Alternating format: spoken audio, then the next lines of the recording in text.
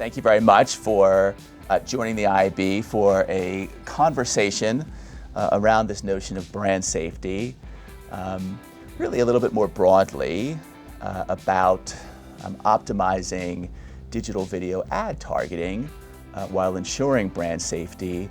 And what I like to say about that is a good offense is the best defense. I mean, I think we can all agree on relative characteristics of safety, and that runs everything from, again, I say the production quality of a piece of content.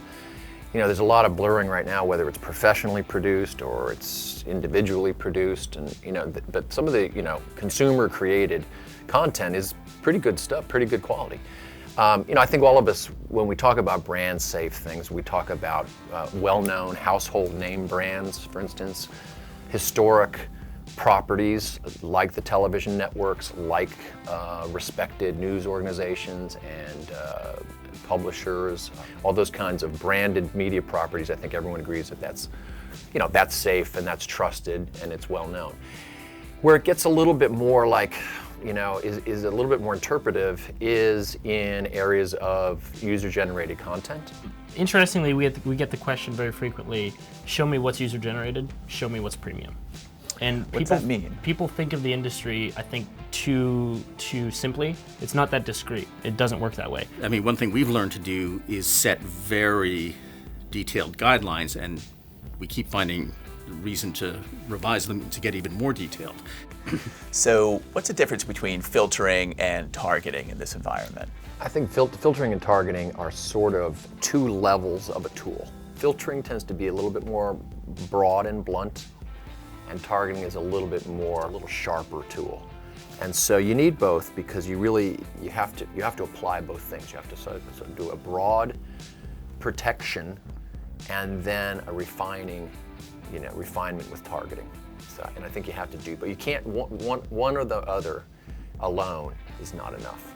What tools are out there for agencies and marketers to attempt to reach this holy grail of great contextual placements or really appropriate context at scale?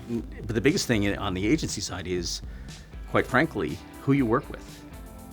There are more reputable vendors, and also how much you're willing to pay for good inventory. It almost sounds like what agencies are asking you for now. They're asking you now for insights. Mm-hmm. They're asking for effectiveness around that.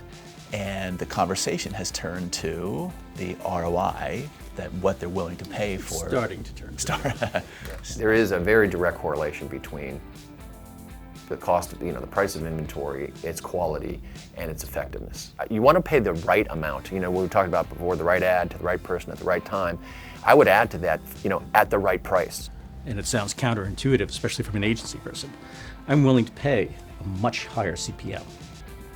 Now, it doesn't mean I want to pay more money overall, but to Dan's point about effectiveness and whether we're talking about, direct results through direct advertising or measurable attribution results through branding advertising.